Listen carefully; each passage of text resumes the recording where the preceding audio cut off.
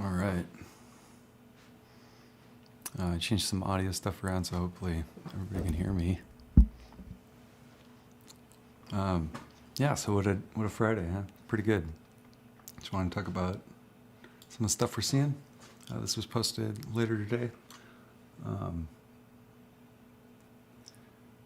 There was an article, somebody mentioned seller boxing the other day as a form of, so this is a 2004 article talking about seller boxing techniques and shorting. And somebody pointed out this penny drop at the end of market close today, and we got attacked pretty hard. This huge order on a penny, which would drop the price down. So kind of an obvious seller boxing attack right there. Pretty exciting. So I wanted to look into a little more with lending and what was going on with lending. I use Vanguard. I've been seeing Vanguard ETFs pop up, and kind of wanted to know if Vanguard was lending shares or what's going on. So here's Stonko Tracker on AMC. Here's the GameStop one. What I found out is you can go down here to the shares available to borrow, blah, blah, ETF shares available. You can go to more info and you can click on that, and you can actually get the ETF data of all the shares that are available for borrowing. So, pretty cool. Here's the ETF name, the fee they're charging, which I think is pretty interesting, the amount of AMC shares in it, and the shares available out of total in the ETF. So kind of easy to see, who's lending what, which is great. This is really great, actually. I went through here. Here's the Vanguard ones. Start with the V. We've known about IWM and N, owned by BlackRock for a while. This is paper-handed Portnoy's Buzz with Van Eck ETF. Obviously loaning a bunch of shares. But the biggest one is this MXDU. So I wanted to learn a little more about that. So I went to ETF.com and found this this breakdown of MDX, Nationwide Maximum Diversification U.S. Core Equity ETF. It is owned by Nationwide, an insurance company. And their description I thought was just kind of interesting. MXDU tracks an index of U.S. companies, excluding those with business practices that contradict certain social responsible investment values. Oh, okay, so excluding those with business practices that contradict certain social responsible investment values.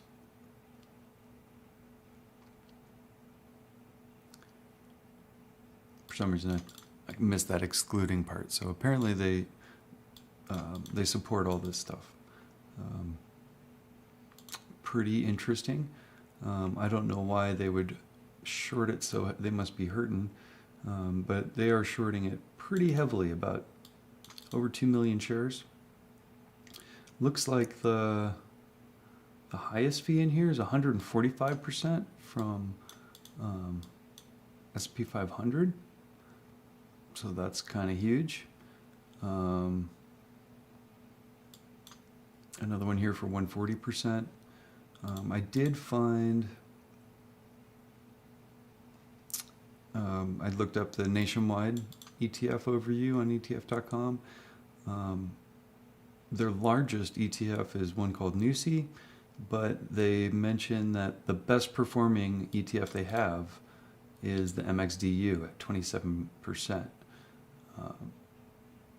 So it is being used heavily. Found an interview with Marge, head of the ETFs for the firm, and I was going to see if I can do some audio playback with video playback. I think I fixed it. Interesting that I think what's unique about the way Nationwide is going about ETFs is that you guys employ this manager of managers model.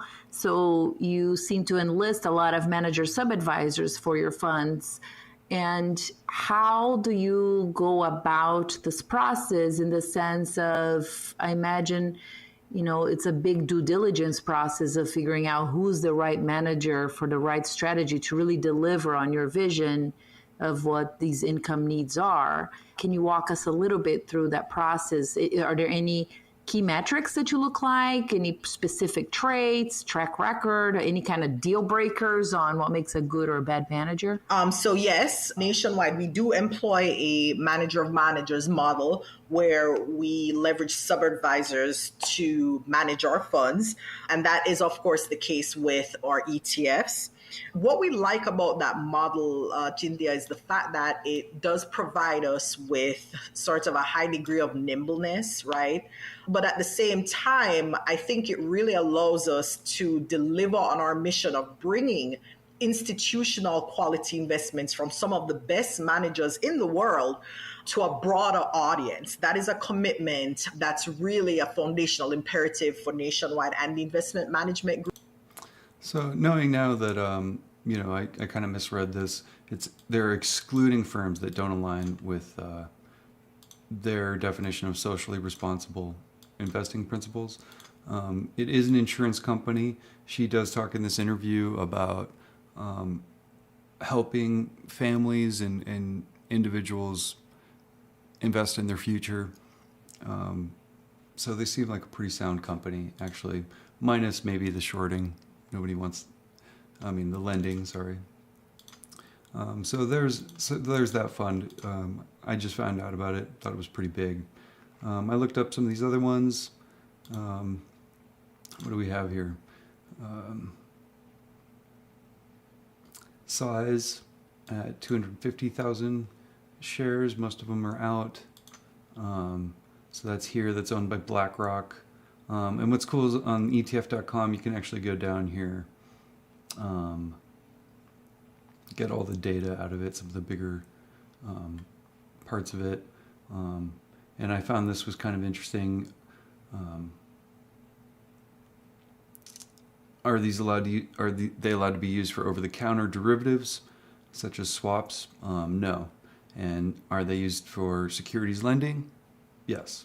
So I thought that was kind of nice that that's also provided on ETF.com.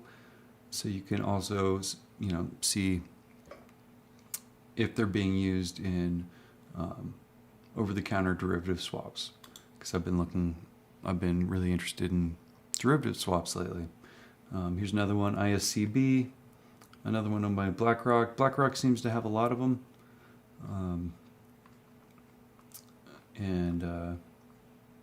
Again, we can go down here. Yes, securities lending is on. Yes, AMC is one of the biggest parts of the portfolio. Looks like it's a pretty big portfolio. IWM, it's probably one of the biggest ones. BlackRock, they track popular Russell 2000 indexes. And again, you can come down.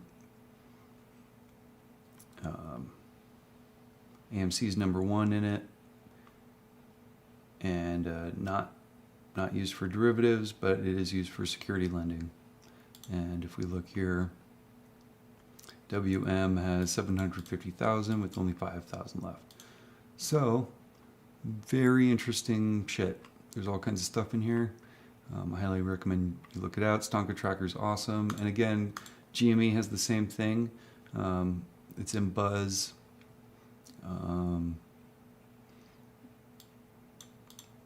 SFYF. Is it? And doesn't look like it's being nearly lent out as much as AMC. So probably why it wasn't attacked so hard.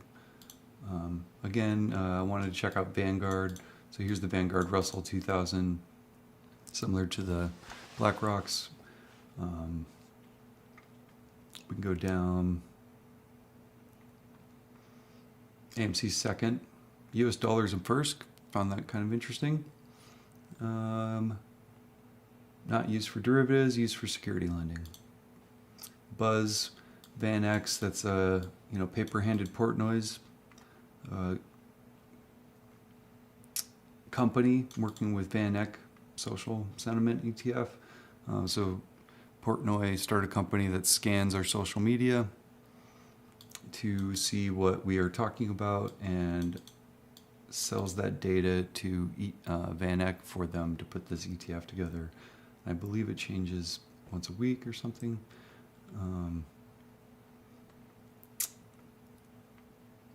AMC number 1, GameStop number 2. Not used for derivatives, not used for security lending. So that's interesting. It says that because if you look over here, it looks like there's only so many shares available out of there.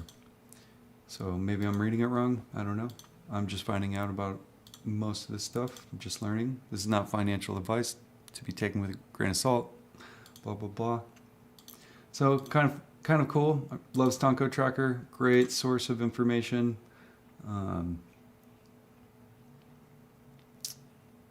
We're at 4 million borrowed shares, so we could have a pretty bumpy Monday next Monday. We'll just have to wait and see. I also wanted to bring up president of Virtue Trading, which most payment for order flows are going through. They're kind of second place to Citadel. Here's the interview with Bloomberg, where he actually talks about Robinhood and GameStop, and he's trying to clear up payment for order flow. So, he's doing CEO stuff where he's advertising his company and talking about how payment for order flow benefits retail. I'd say that's debatable. So this kind of interesting stuff. Disagree with that. Wait, Totally. There are a couple of things. I want to bring up market data, but before we get to market data, this movement in the OTC side of the business up to 47% or so of the marketplace. yeah. Does that worry you? Because to a certain extent, you kind of need a viable price discovery market to kind of do your job. But do you think we'll ever get to like 50, 60, 70% of the market just being, out dark? Of course, this was in, this was just pretty soon after the hearings. I think a week after the hearings. So he's talking about dark pools being at close to 50%. Of course, they've hit up to 72%, I think, the other day, averaging at about 65% in the dark pools. So this guy just asked the, CEO of Virtue is going up with that. So let's hear what he says. I want to be careful how I answer this, because if I sound very cavalier about it, like I don't worry about things, then people will be dismissive of it. And obviously, we benefit from increases in off-exchange trading. I do want to point out. So he just said right there that his company does benefit in off-exchange trading. They get a better price, and hence a better spread. So they are incentivized to use off the market. Non-exchange trading is not just retail, and obviously you know this. It's ATFs, ATS as well. It's blocks doing big banks, it's brokers trading back and forth.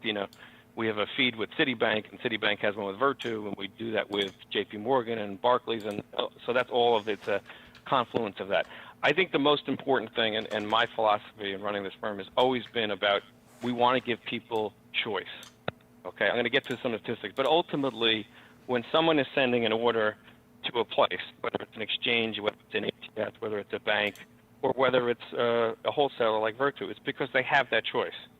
And we don't want governments and regulators interfering in choices, I don't think, because I think the marketplace generally works and the market always finds its level, right? So that's my fundamental backstop, which is be really careful when you're trying to intervene into the marketplace. There's a lot of benefits, obviously, to have an exchange and with markets, and they get well compensated, as you know, in my jihad on market data, right? So the exchanges have a real purpose, and they continue to get their flow, and they will continue to be competitive for that. But ultimately, don't limit investors' choices. Okay. I think if you peel back the onion on a lot of the data. So he's saying don't limit, or when you call certain brokers like Fidelity or Vanguard, you can ask them, I want my order to go to a certain exchange. And what he's saying right there is, don't do that. That gives freedom for him to kind of put your orders where he wants, and it saves him money. We'll talk about 47%. I think you got to look at notional. You had it in your preamble, which is there has been this explosion of interest in low price names, both in terms of NMS stocks and OTC stocks, right? So, again, I want to be careful how I say this because I really don't want to be disparaging people that are trying to make a point and trying to run a business and whatnot. But I think a lot of it's either exchanges trying to talk their own book, which I totally get. I talk my own book all day. That's why we're having this conversation. Or it is folks that are representing or want to represent institutional holders that are trying to spin a yarn how institutional holders are not getting access to price discovery and liquidity because of this retail explosion. I don't think that is actually correct and supported by the data. I think the data you showed would show that there has been this explosion of interest. Right? There's been an 83%. I want to be clear here. He's talking to institutions. That's his clients. He doesn't deal with retail. He's not talking to retail. An increase in less than $5 stocks from on the TRF from last year, right? Those are generally not names that large institutions are in terms of long-term investment. Certainly, these are names that are very interesting to retail, and I think. So he's shilling AMC right now. You can ignore this part. He's kind of being an asshole. Retail investors just like lower price names because they can buy more of them, and they think that when they increase a tick or two, right, they can day trade, they can flip them. That's a theory that anyone's ever explained to me. So I think when you separate apes don't day trade, we hold the wheat from the chaff in terms of what the data really shows, there really has not been a huge surge in off-exchange, in those $5 and beyond type of names. We know now that there is a huge surge in all of both GameStop and AMC. So this argument doesn't really stand. I think there was an hour the other day, it hit 72% of our orders were going through dark pools. Names, and if you're an institutional customer, and here comes the public service announcement, Larry, nothing's for free, and you're using the right broker, like a Virtu Financial that understands the marketplace, has pure algos, also has access to all the liquidity sources, including our own, right? So we're going to allow that institutional order to interact with the market maker, and we're going to allow that institutional order, obviously fully disclosed, to interact with Citadel and other places, right? Because I think that's part of what the new marketplace is about. Those institutional customers still can get excellent liquidity and great execution. That's kind of part of the model, which is to bring both sides of the business together. So I've kind of gone full circle on you here, but I think I answered the question in terms of, do I really think it's a hindrance to price discovery? No, I don't. I don't think the data really supports it. He does a good job of kind of moving questions to different answers. He's in the defensive. That was his half-ass. I think he kind of further, we'll see. And so maybe we're just looking at the market wrong. Everybody else, looks at it in terms of notional around the globe. We look at it in terms of shares traded. Maybe we should be looking at it in terms of value traded. Yeah, and I think we should charge institutional customers based on notional. We'd make more money as brokers too, Larry, like in Europe. But I don't think that one's going to pass either. Yeah. Yeah, I don't think so either. Yeah. Let's talk about GameStop, and then we can open it up for a couple of questions. What's your take on this GameStop / meme stock trend, and should we be worried about all these stocks trading way above or below, their fair value? Yeah. My shares are worth $500K each. I just want to point that out. Look, again, I try very hard not to have religion about these things, right? I mean, we didn't, as a country and as a market, we didn't invent speculation. People talk about, look, the tulip crisis in the, I guess it was the 1600s in Amsterdam, right? So speculation and these bubbles have been around for a long, long time. I think the important things are, and the SEC will look at this, is I used to be a lawyer. I understand, 10b-5 violations. On its surface, it doesn't appear that that's the case, but the SEC and Finra will look into all of that and understand what happened there.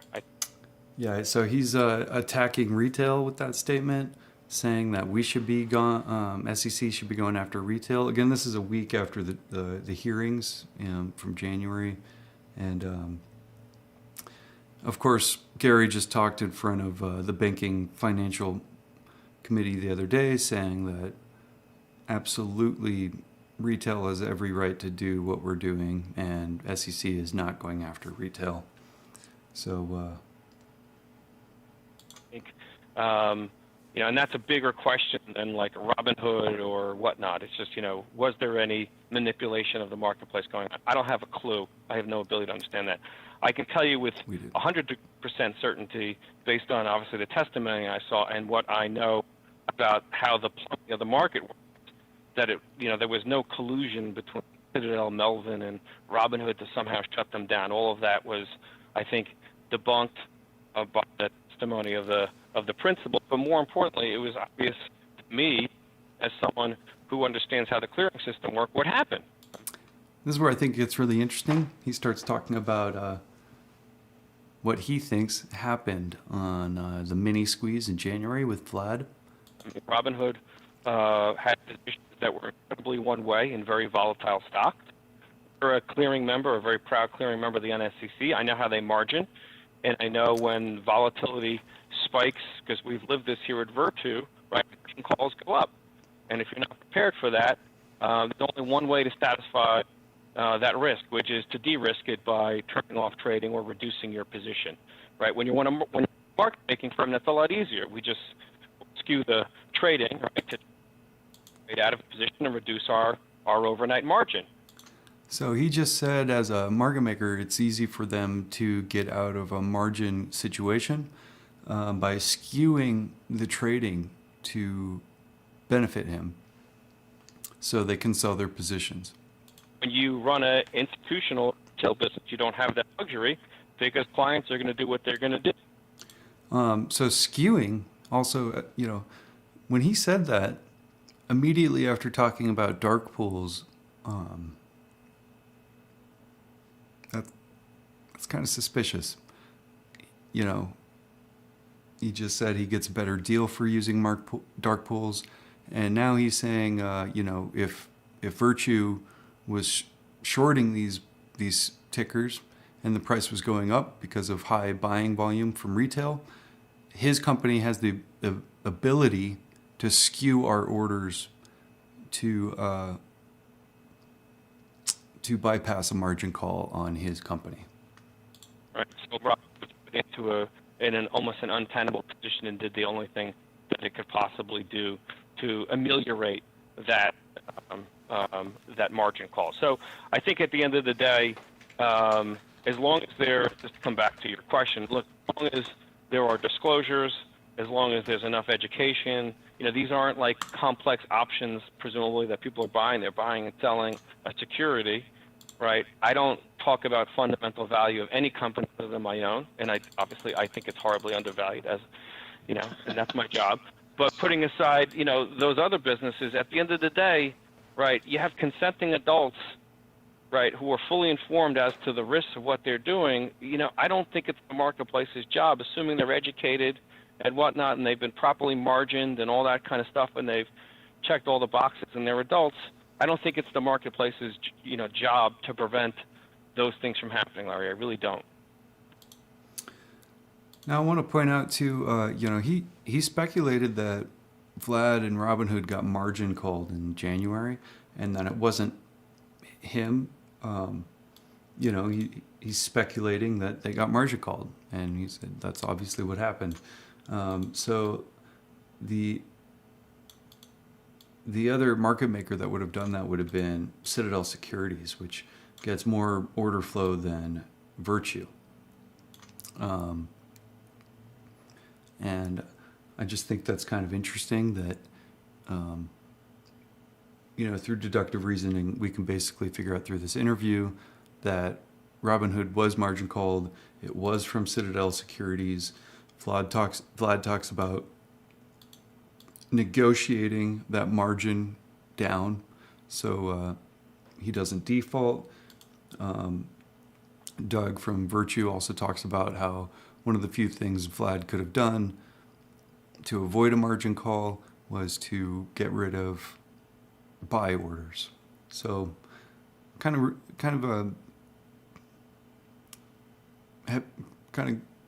revealing. Yeah, this is very different than kind of a pump and dump scheme where I own this shell company and the sales guy goes and sells it to, you know. Yeah, we don't pump and dump. We like the stocks we hold.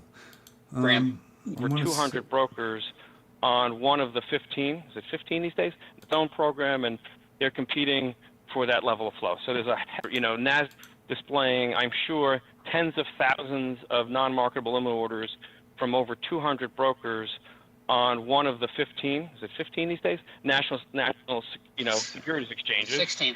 Yeah, 16. See, but you're counting long-term stock exchange, which I think you and I trade individually more than they do. There you go. So I think around this section he starts talking about how the payment for order flow system works. I thought that was kind of interesting because I think okay. Right. So we're displaying all that, and exchanges compete for that, and they've got their, NASDAQ has its own program. ARCA, New York has the Retail Liquidity Provider program, right? All of those incentives, exchanges, CBOE has its own program, and they're competing for that level of flow. So there's a heck of a lot of retail flow that is right now being displayed and is part of the whole price discovery mechanism, okay? Put that to the side. He sends an order to his broker, and he says, you know what, I see this price on my little handheld, and Tesla is $662. I have no clue what it is. I don't trade it, right? And I want to buy that. So he says, I want to buy 100 shares, or he can even, because of the power of what has been created, he can even buy a fractional share, but let's say he wants to buy 100 shares of that. It's his tablet. He sends the order to his broker. That broker then has a choice. The broker has negotiated with the 5 or 6 or 7 wholesalers, right, market-making firms that I just described, and in every single instance, that broker is sending that order to a market maker based upon the level of execution quality or price improvement we are willing to provide to that order. So, believe you me, these brokers do a really good job of playing us against each other, right? So we're competing every day with Citadel, which is an amazing firm. You saw Ken Griffin. So he's saying that they basically get best bid, and by law, brokers have to direct their orders to the best bid to give retail supposedly the best prices. So that's kind of what we're seeing right here. Payments paid or received by market orders. So Citadel is up here on top. They pay the most, so they get routed most of the orders. Virtue is competing with Citadel. They try to give a competing price, and they receive second amount of orders. Once in a lifetime type of leader and entrepreneur, right? He's created this great firm. They're one of our biggest competitors, and so we're competing with them every day. Can we provide more price improvement to orders from brokers A, B, and C, and D? Okay. Now, does that happen? Does that happen on the order basis, or does that happen kind of like a weekly basis? Does like Robinhood or somebody say, okay, well, last week you did well, I'll give you more flow this week, and yeah, the answer is every broker has its own manner in which it will allocate flow. But the important point is, and this was completely lost last week, every single one of them are sending orders based on price improvement. Okay, there are some that take payment for order flow, and we're going to talk about that. But in terms of their making their routing decisions, they're sending it based on price improvement. That's the key metric. And some will be daily, weekly, monthly, right? And it's done by. Some will break it up by ADV or by this, that, or the other thing. And obviously, over the years, we've worked with the brokers so we understand how they are doing their wheel or their routing decisions. And we're going to make business judgments, right, as to what level of price improvement do we want to give to broker A, B, or C, right? And it's a little bit of game theory. We're competing against Citadel, Susquehanna, Jane Street, Two Sigma, UBS, that are all doing the exact same thing. So we're kind of Now, all the names he just popped off are big players in this whole thing. So they are all affected in this. They're all still big players in this. So we'll see how all that goes out. If you want to hear the rest of the interview, I found it here for free. It's Fighting on to see. Bloomberg Intelligence Retail Execution. There's also a similar interview where he's actually talking with Vlad soon after this.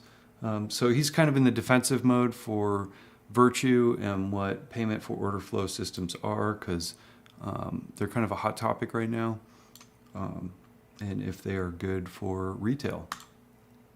This is Robinhood's 606 report. You can look up 606 reports for all the order routing public reports.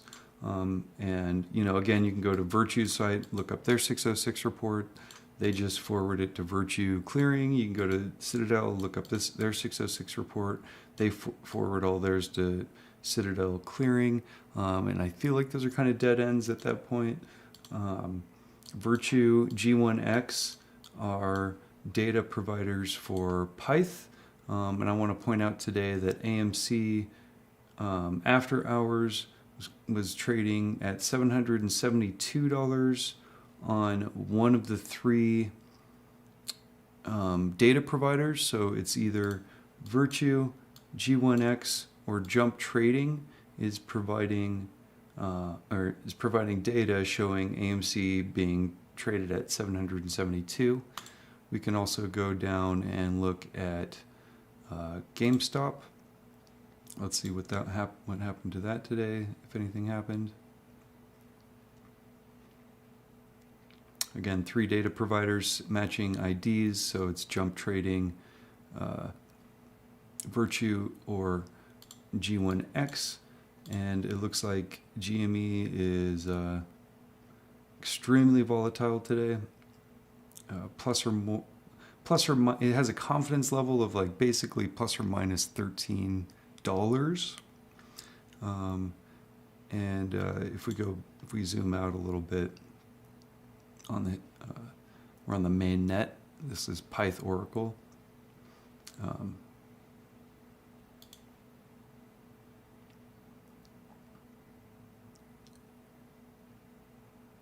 Then we're going to see GameStop being traded at $2,567 on 9/8/2021. It's been like this for weeks and weeks and weeks. So one of these three data providers is providing data showing GameStop being traded at $2,567, generally after hours. It can show after hours because it has been converted into a tokenized asset, which is a crypto, which trades 24/7. Here's FTX, which shows we're looking at AMC traded against the dollar. Here's the AMC futures derivatives for September, and they just added this new one, AMC future derivatives for December, and it happened to open right before our attack, which, I'm not a fan of derivative swaps right now. They can do over leveraging on derivative swaps, and let's see. I mentioned.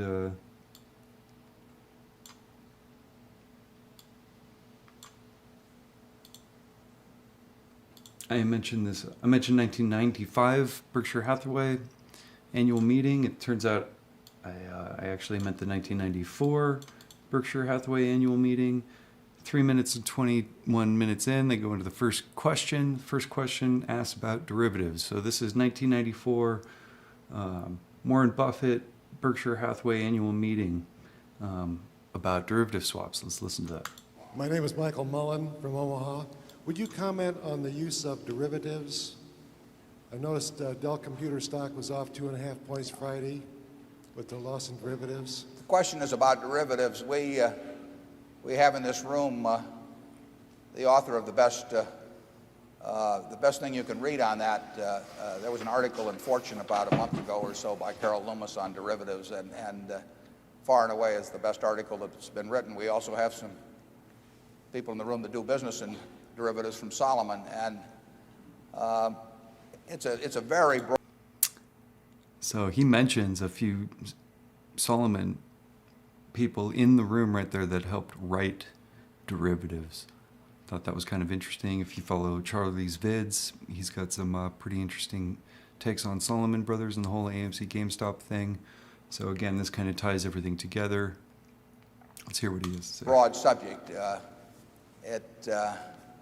As we said last year, I think someone asked what might be the big financial story of the 90s, and we said we obviously don't know, but that if we had to pick a topic, that it could well be derivatives, because they lend themselves to the use of unusual amounts of leverage, and they are sometimes not completely understood by the people involved. And anytime you combine ignorance and borrowed money, you can get some pretty interesting consequences, and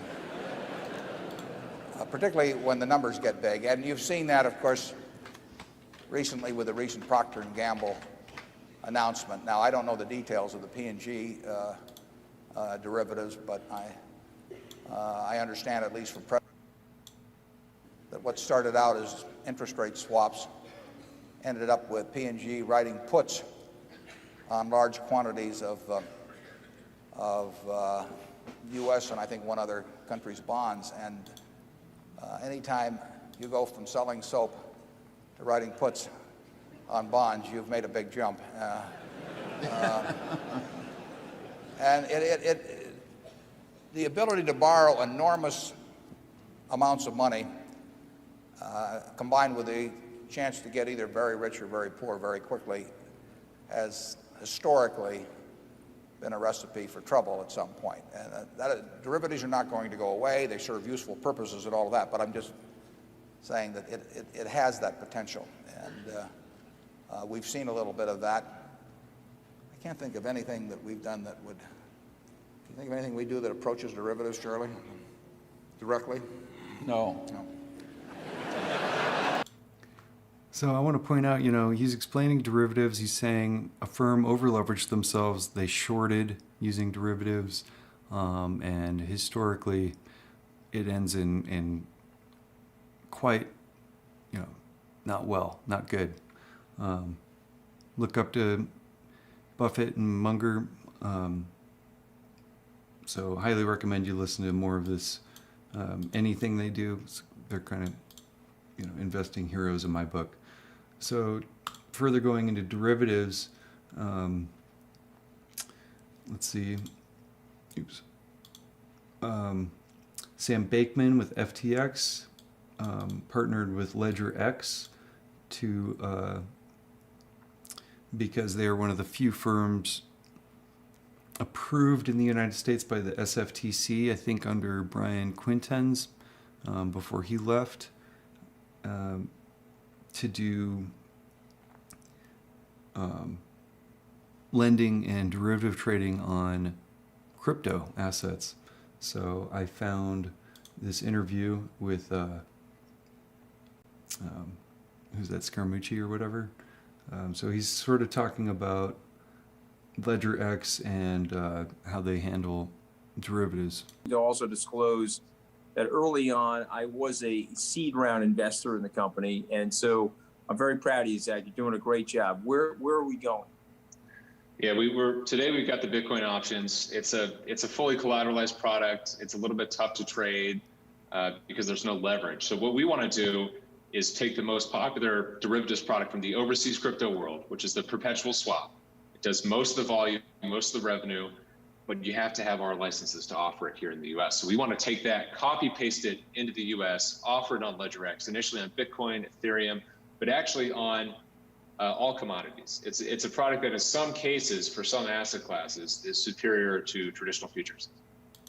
So he mentions that the number one trading activity in foreign markets right now, especially crypto space, is perpetual swaps. And he wants to expand it in the United States on all assets, and that would also include AMC, GameStop, tokenized assets. And he said one of the problems is leveraging. So FTX is also working on leveraging and borrowing, loans. It's kind of why Coinbase is fighting to have loans, because this is a hot market for algorithmic traders. I noticed on FTX over here, actually, you can actually find their margin lending in the last 24 hours. And I noticed, I am seeing AMC being active. It's actually happening every single hour. Somebody's borrowing 584 shares of AMC on the hour, and I'm guessing, I'm looking at FTX's help on how they handle futures, and it looks like they use universal time. So they basically started borrowing AMC. I only saw it at market close. It could have been happening all day. But yeah, I think if we go through here, I don't think anybody's borrowing GameStop right now. Oh, here we go. So somebody's borrowing GameStop as we speak. 413 shares on the hour. So this is on ftx.com. This is not legal in the United States. We use ftx.us. So this is kind of what he's talking about. There's margin lending for derivative swaps in the worldwide market, and he's partnering with FTX, with LedgerX, to bring this to the United States. Again, this is AMC futures for December. So this is derivative swaps on AMC tokenized assets. It looks like it opened moments before we were attacked today. Whether or not it's involved in actually attacking us is kind of what I'm trying to figure out here. So I'm just trying to learn as much as I can, and I figured I could share while I do that. I think he talks a little more about it here. And I think that the biggest worry for me is not that there's going to be excessive regulation, it's that the industry is going to continue to try to skirt all the rules, and they're not going to be there to engage in a two-way dialogue with the regulators. That's the most dangerous thing that I think crypto is facing right now. John Darcy, fellow Tar Heel. I know you went to Emory, but you see yourself as a Tar Heel. I mean, who's kidding who? Go ahead. Yeah. And by the way, Zach, if grew up you in ask a Chapel really Hill, good... Zach, two of mine, and just more of the mechanics around them. Yeah, it's like a traditional future, but it's a lot more fun to trade. The reason is it's really... Perpetual swaps. Could you talk a little bit more about why those exist overseas, why they're not as popular in the United States, how they work, and just more of the mechanics around them? Yeah, it's like a traditional future, but it's a lot more fun to trade. The reason is it's really simple. Essentially, it's a leverage spot product. So everybody wants to trade crypto, right? And a lot of people want to trade it on leverage. The easiest conception, the most simple conception of a leveraged crypto product is the perpetual swap. It's a future that doesn't have an expiration date. So there's no, it's March 28th, futures are going to roll off. You got to leg into another future, and in the following month, you got to have a trading team for that. It's a pain in the butt. So essentially, it's just a way to get leveraged spot exposure. It's super simple. So, that's interesting. He mentions that the difference between derivative swaps and perpetual swaps is perpetual swaps are perpetual. They keep going. You don't have to worry about rollovers and moving into a rollover, which we're facing with our failure to delivers in swaps. Is we think they're putting on them swaps and kicking the can down the road, and they're hiding their failure to delivers in swaps. So what he's saying is some of the benefits with perpetual swaps is that there is no rollover. It just, as long as you hold it in there, it holds. It's perpetual. So this is why it's one of the most popular instruments internationally right now, and why they're trying to bring it. And again, in this FTX, we have December versus September swaps. So,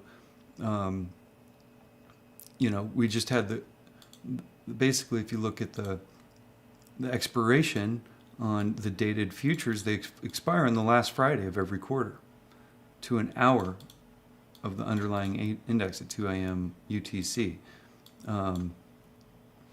So, what is, let's see, what is 2 a.m. UTC? Gotta figure that out. 2 a.m. UTC would be 8 p.m. So, what we could have seen here was a rollover between swaps. And they, attacked us pretty hard, obviously, right during this window between quarters and swaps expiring, futures contracts expiring. So perpetuals, they wouldn't even have these timed expirations. It would just be perpetual. Aspect of the perpetual future that I think is not as well understood by the public at this point is the margin model behind it. So it turns out that overseas. So leverage equals borrowing. If you're borrowing, we have margin requirements. We're obviously waiting for all the toots to be margin called. So he's going to talk about that process in this new tech. The way these things trade and the way they're margined, you get liquidated super fast if your position goes underwater. Here in the US, all of the margin lending at the brokers and the clearinghouses, most of it is recourse lending.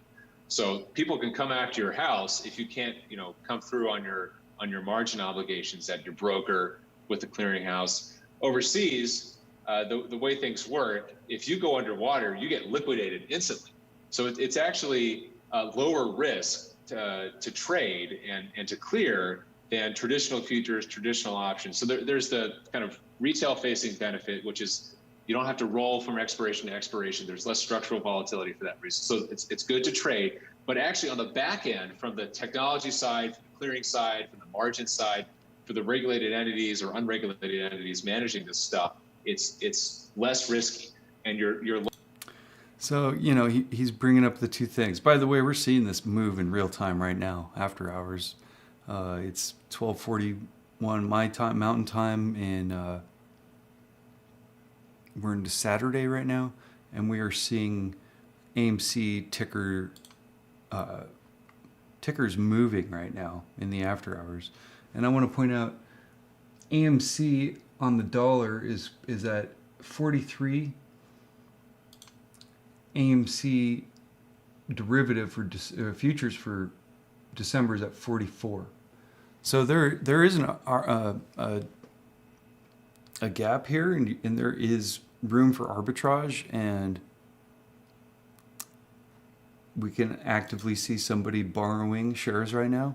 So there's activity going on right now on tokenized assets in the after hours in the middle of the night on a Saturday using AMC tokenized stocks, tokenized assets, mirroring our leveraged stock on our exchange, and somebody's placing futures orders on AMC on leverage, so borrowing money.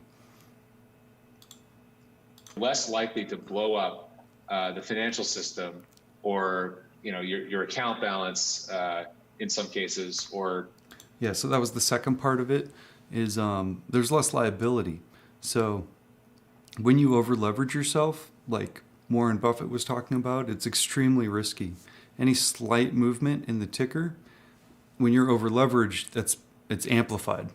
So if you over leverage 101, whatever the ticker moves, multiply that by 100, and that's the movement you're getting. So if it moves just slightly down, what happens in this case is you're liquidated, your wallet's liquidated, and using crypto, they use wallets.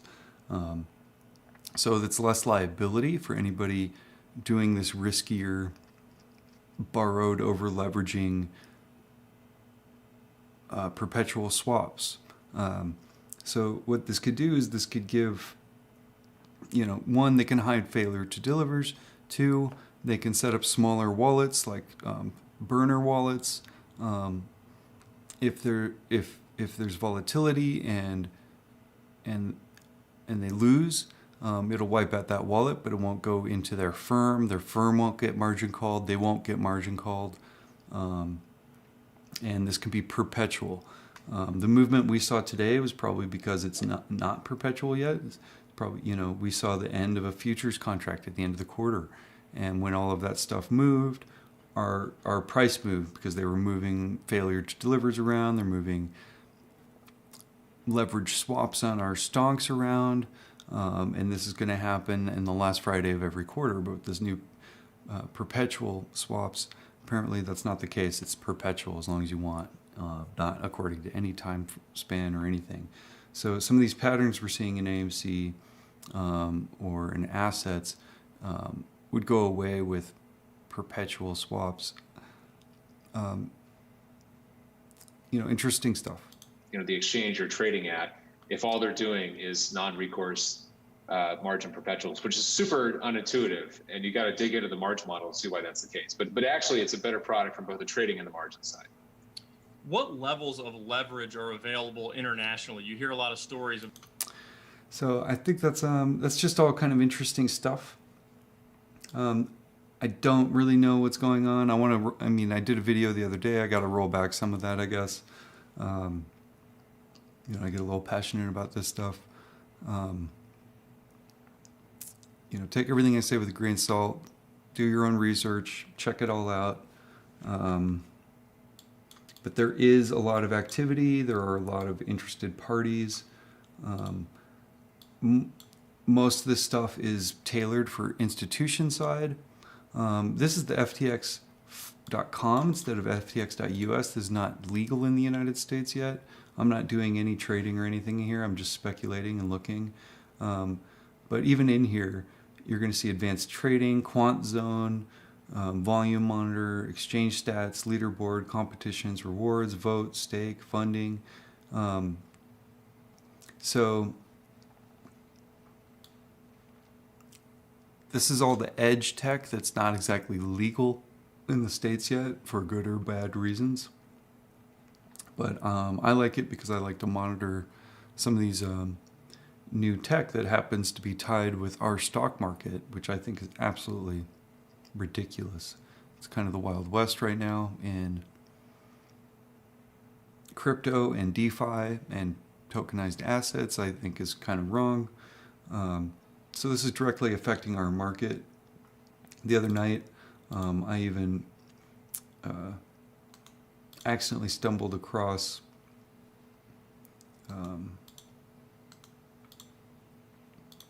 some more information on the tokenized. Something tells me, it's not, tokenized assets aren't even available for retail. It's more for institutions. Here's a CM Equity, which is German-based. They're responsible for holding actual real shares to leverage on tokenized assets. I just found out the other day, and I don't know why I'm not able to find the report right now.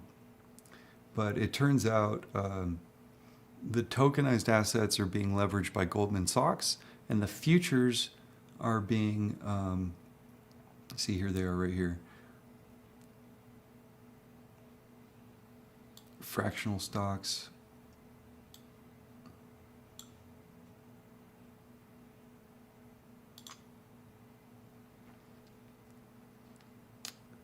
Let's see.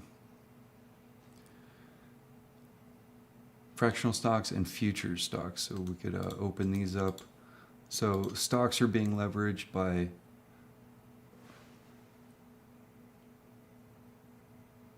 oh, really? That changed from last night? That changed from last night. This was Goldman Sachs, and it's in my video from yesterday. So it looks like Goldman Sachs isn't responsible for holding leveraged shares on FTX anymore, unless this means something else. But that's worth taking a note of. So now I have to look into these groups. I want to look into the other groups from my video yesterday, Goldman Sachs and the other one, see what's going on there. I know they're involved in Evergreen, so maybe FTX and CM Equity cut their deal with them. I'm kind of under the assumption that CM Equity is related to CME, which is Chicago Mercantile Exchange. I do find it kind of odd that a lot of this stuff isn't legal in the United States yet. FTX.com is only for out of state. Yet most of the videos, most of the people in this community are basically using VPNs and bypassing that rule. I don't recommend that for anybody. This is very risky new tech. Competitors are Binance, which is Russian based, extremely sketchy in my opinion, and BitMEX, which is I think in current courts right now for massive fraud and laundering. There was another one I wanted to bring up the other from earlier.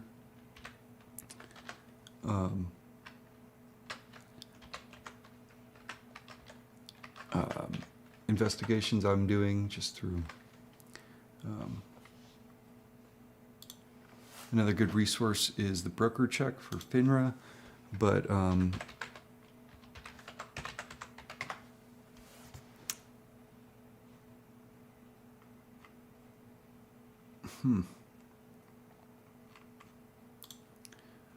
but it was Coda Markets. Well, that's fun.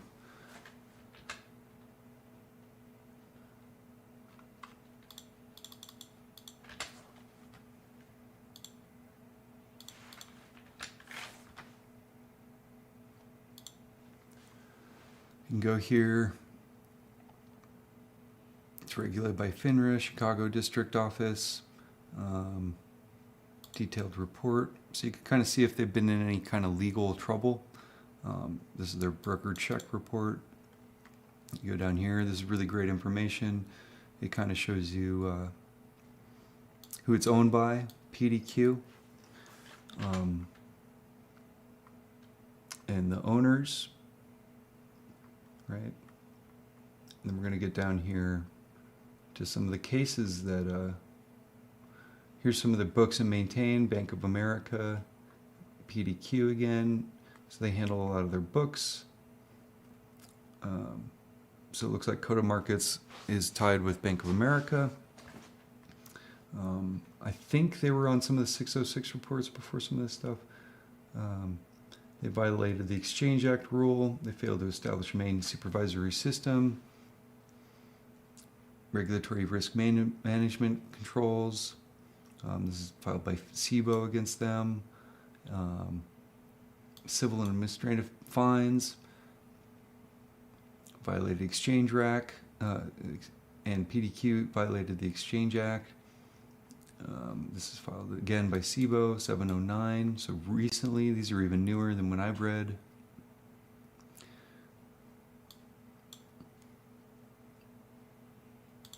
Potentially manipulative trading, such as layering, spoofing, wash trades, pre-range trades, marking the close, and odd lot manipulation. It just keeps going, keeps going. These are all new, brand new.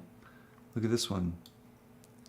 Without admitting or denying. Gotta love that, right? Without admitting or denying. That means they did it. I'm just gonna say that. I'm not a lawyer. This isn't advice or anything, but if anybody has to say that and they pay a lot of money, it means they did it. We all know it. Financial risk management.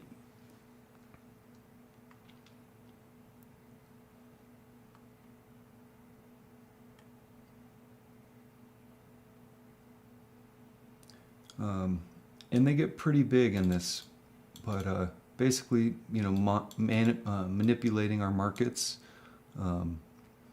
These are Investors Exchange, isn't that IEX? I mean, it's being charged. NASDAQ charged them. These are all new, 728. It's huge. Look at this. The fact that these guys aren't shut down, and Finra just takes a fine. And they could just say without admitting or denying, and then it's business as usual. They're basically, everybody's getting paid off for these guys to manipulate markets. So this is Coda Markets, and we found out just now, they're owned by PDQ Enterprises, So what we can do is it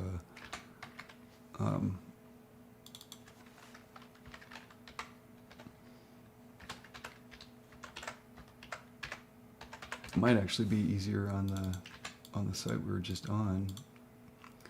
So we can actually go in here, PDQ, Enterprises.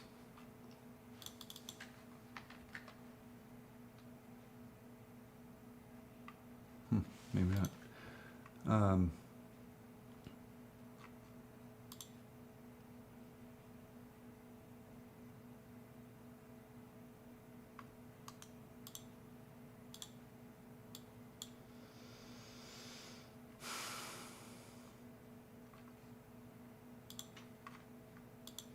Why can't I find it? PDQ.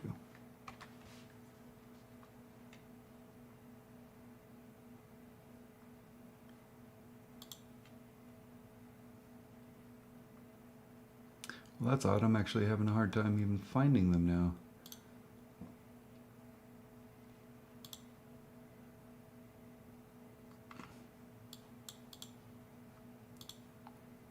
It's right here, PDQ. Oh.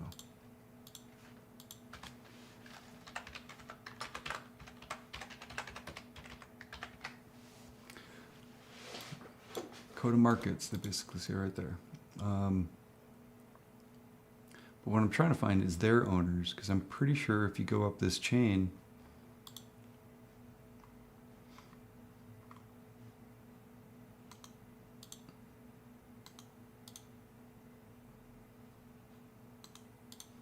here's all their disclosures.